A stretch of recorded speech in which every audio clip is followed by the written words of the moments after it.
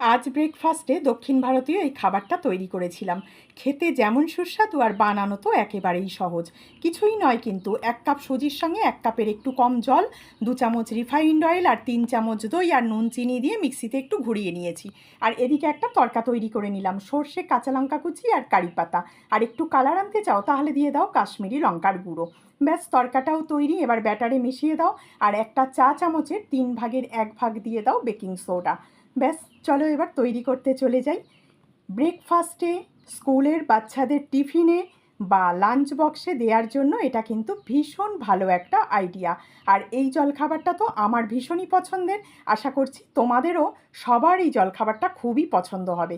ওপর থেকে পেঁয়াজ কুচি, টমেটো কুচি আর ধনেপাতা কুচি দিয়ে দিলাম, দিয়ে উল্টে পাল্টে ভেজে নিয়েছি। নরম স্পঞ্জি জালিদার এই খাবারটা আশা করি তোমাদের খুব ভালো লেগেছে। ভালো লাগলে প্লিজ একটা লাইক করো।